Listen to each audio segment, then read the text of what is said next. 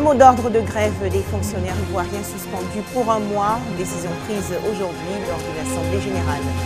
Enfin, le 72e anniversaire de la libération du camp d'Auschwitz-Birkenau en Pologne, c'était le 27 janvier 1945. Bonsoir à tous, Madame, Monsieur, bienvenue. Le mot d'ordre de grève des fonctionnaires ivoiriens est donc levé pour un mois. En effet, les différents syndicats des fonctionnaires et agents de l'État ont participé aujourd'hui à une assemblée générale. C'était à l'université Félix Houphouët-Boigny de Cocody. La plateforme nationale invite donc les fonctionnaires et agents de l'État à reprendre le travail dès le lundi 30 janvier 2017 à 7 h. Nous l'écoutons. La plateforme nationale réunie en assemblée générale suspend pour un mois son mot d'ordre de grève afin de donner une chance aux discussions à venir. Invite par conséquent les fonctionnaires et agents de l'État de Côte d'Ivoire à reprendre le travail dès lundi 30 janvier 2017 à 7 h. Toutefois, la plateforme nationale invite instamment le gouvernement à faire des propositions de paiement de ce stock. Fait à Abidjan le 27 janvier 2017, l'Assemblée générale.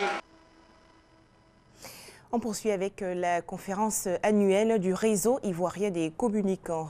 Thème retenu, rôle des communicants pour une bonne gouvernance des entreprises en Côte d'Ivoire, outils et compétences. Un sujet développé par la Haute Autorité pour la bonne gouvernance. On fait le point avec Herman Niamia. Invité de la conférence annuelle du réseau ivoirien des communicants, la Haute Autorité pour la bonne gouvernance.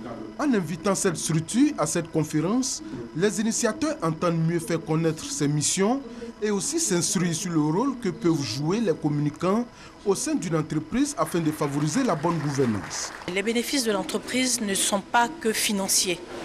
Le bénéfice de l'entreprise est également en termes de capital image. Et le rôle du communicant, justement, va aider avec un plan d'action structuré, stratégique, aider à booster l'entreprise au-devant de ses chiffres, au-devant de son image. Pour les panélistes, il est important de doter toutes les entreprises d'une équipe de communication.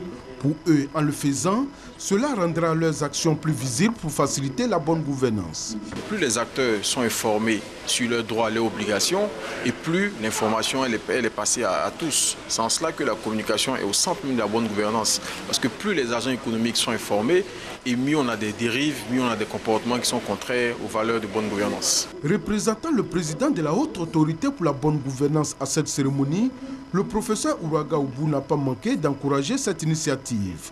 Pour lui, la communication est un élément central de la bonne gouvernance.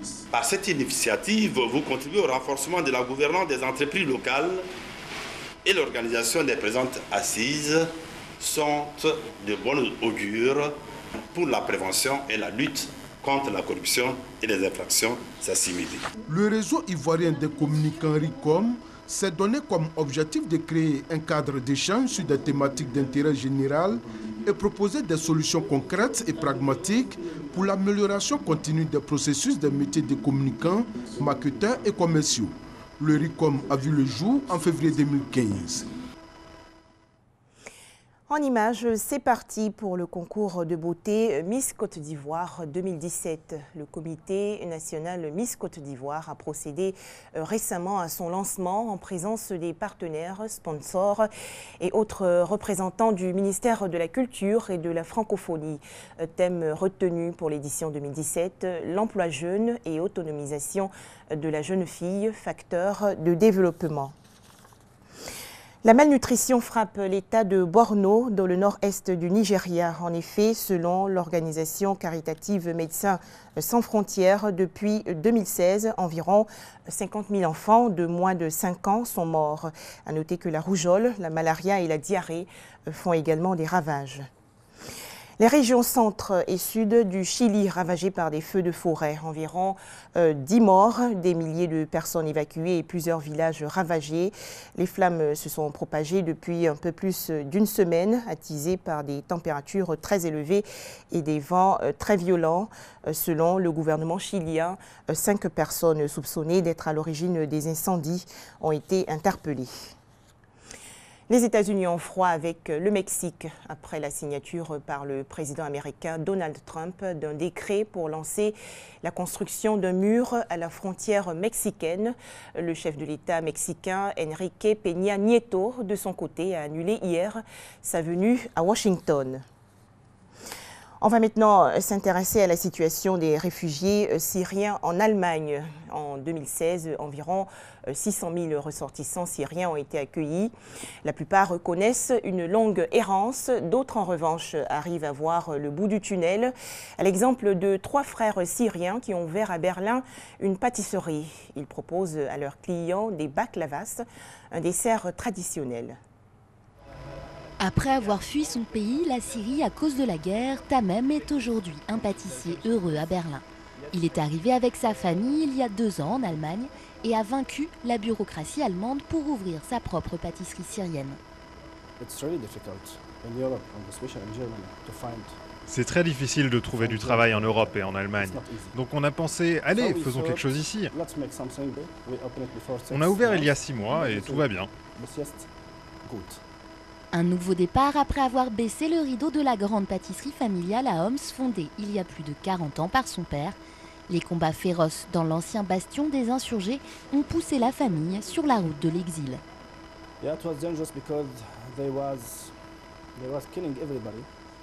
C'était dangereux parce qu'ils tuaient tous ceux qui disaient « Assad, dehors !» C'était très dangereux, c'est pour ça qu'on a fermé le magasin fin 2011.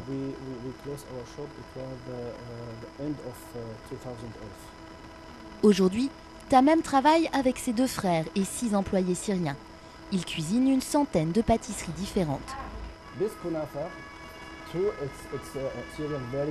Ça c'est du knafé, c'est très populaire en Syrie. C'est avec du fromage, il faut le manger chaud.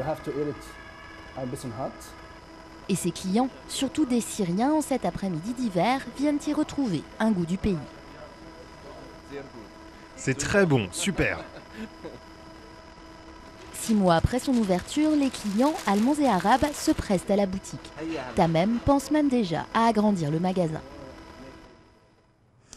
Plus loin en Irak, difficile d'enterrer les morts dans la ville de Mossoul puisque certains cimetières sont situés dans des zones sous contrôle du groupe État islamique.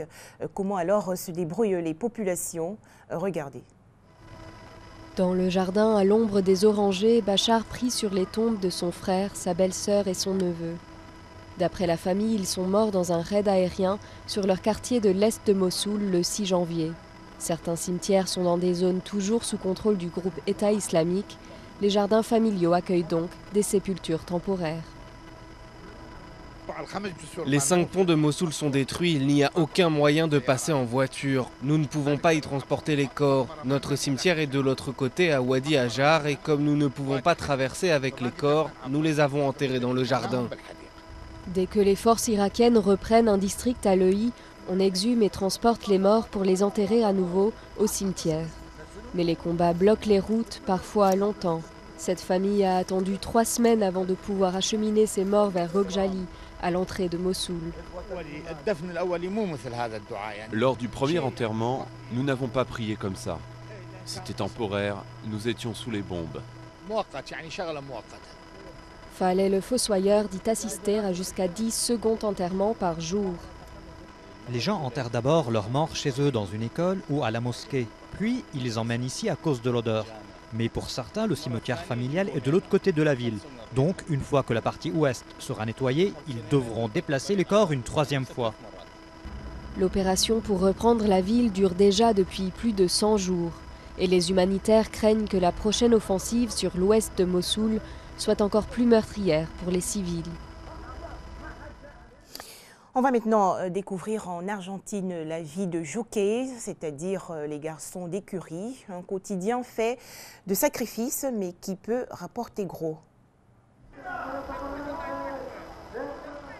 Les courses hippiques en Argentine génèrent des millions de dollars par an. Et ceux qui ont le privilège de monter les chevaux les plus performants touchent leur part des profits.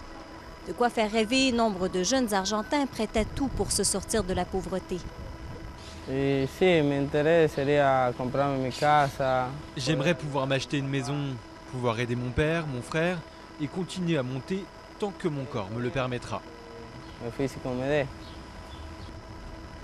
Dans l'un des hippodromes les plus sélects d'Argentine, ils sont une dizaine à faire leur classe en attendant de pouvoir jouer dans la cour des grands. Pendant 18 mois, ils se soumettent à un entraînement intense pour apprendre à dominer leur cheval, mais aussi leur corps. Tout bon jockey ne doit pas peser plus de 50 kilos. Et pour la leçon d'humilité, ils sont payés l'équivalent de 2 $ par jour pour s'occuper des chevaux.